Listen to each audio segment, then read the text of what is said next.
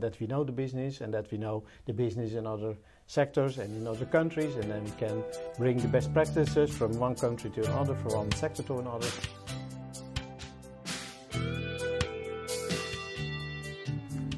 Hello and welcome to Architecture Corner. My name is Greger Wikstrand and today I'm in Helsingborg together with Verschoor. Hello. Welcome, Ad. Thank you. I like to think there is no such thing as IT. There is only business powered by IT. Mm-hmm. And that kind of brings us to your favorite topic, which is business technology, or BTech, right? Yeah, that's one of my favorite technologies. I work in the Netherlands and I had it during, I think, 6 years, BTech division, and we were working on the edge of business and IT, and I think BTech is becoming more and more important the last 10 years. It was important because process knowledge, knowing the processes and the business of your client is very important, and from a company of Capgemini, clients expect that we know the business and that we know the business in other sectors and in other countries, and then we can bring the best practices from one country to another, from one sector to another. So it was always important, but now in these modern times where information is everywhere and in every process is information, or even further, information is the process. Mm-hmm. Like banking? Like banking, like a lot of service industries, a lot of industries, more and more I should say, are very information intensive. And nowadays bringing information opportunities to the business, and also looking from business to information technology, that's crucial. So I believe in business technology.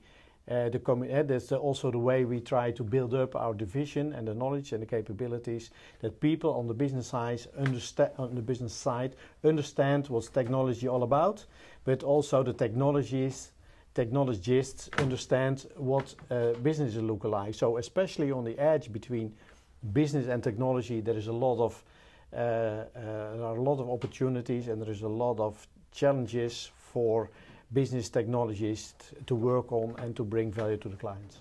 So we often talk about business needs, mm-hmm. setting the requirements for technology solutions, but isn't it true that in the last 100 years it's technology evolution that has driven business ahead of it? Before there were airplanes, there were no airlines, mm-hmm. and before there were cameras, there was no cinemas and so on, right? That's correct. That's correct. So technology is driving business in front of it all the time. Technology gives breakthroughs in business areas, give opportunities, and you see, especially the last 10, 15 years in information technology, because technology and information technology is different, I think, but information technology gives a lot of opportunities for business processes to change the business and to bring new products, new services, new business models, etc. So we need to understand the latest developments in technology and find out what that could do in the business areas, in the business models, etc. So, and that I think it will increase in the next 10, 15 years again. So let's say the importance of information will grow further in the next years. Yes, I'm sure about that.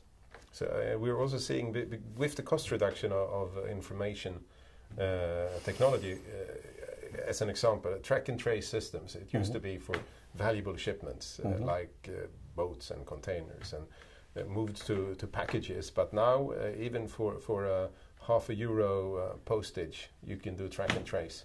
That's correct. That's because of I worked for airline companies and in the track and trace area, and in the beginning the track and tracing systems were that expensive that it was too expensive to apply it.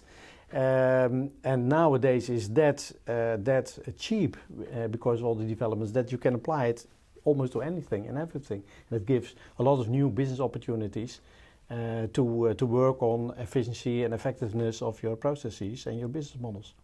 So I heard a story about the bank where they decided to get rid of everyone who didn't know enough IT, because bank is an IT industry. Mm-hmm.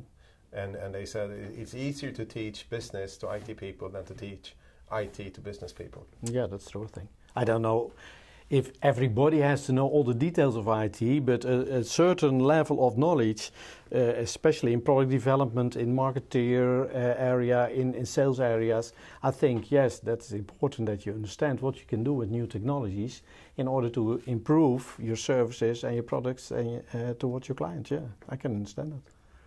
So BTech people, they come with lots of different backgrounds. Yeah, but let's say 10, 15 years ago we had business people and you had information, people with a lot of information knowledge. And we decided some 10 years ago that just doing business analysis, as we called it at that time, without a good understanding of IT possibilities, that's outdated. So nowadays, a good business technologist, he's quite solid in information technology, aware of what new technologies can bring, but he also knows business processes, mostly specialized in retail or in banking or in governmental processes, and knows how to bring them together and how to advise clients about the new possibilities of information technology in their primary processes and in their organization. And people? What do you mean by people? Well, so we talk about business and technology, but what about people? Where are they? People are we are working with, though processes are automated, but what the not automated processes, in these processes, people are very key and need to be facilitated and need to work in these modern environments. So they also need to be aware of what's possible and what's not possible nowadays. It seems to me that although we have, for standardized work, we have made a lot of progress in terms of, for instance, we talk in another episode with Leon Smears about BPM and case management. But for the normal, ordinary day-to-day work, we're still very much relying on email, phone, etc. I know that there are huge breakthroughs in these areas as well, but they're not gaining any traction. Yeah, maybe it's I'm not a specialist in that, but I think incorporating these new things takes time, because what you see is all these channels and all these technologies we have nowadays working beside each other. It gives new complexity to people. Yeah. So what's possible on one hand and what's applicable and gives us very smooth operation, that's another issue. When you're looking to how companies are working with the clients through all the channels, call centers, emailing, etc., you see the problems of how to integrate all these channels. And I think so to create a customer-centric experience and not, oh, but you did it like that, and then this happens. It's the same treatment, whatever. You want, as a client, you want to be helped through all the channels, and you want to know if people from the call center is talking with you, you want that he knows about what you did with this company through other channels. And that's a challenge to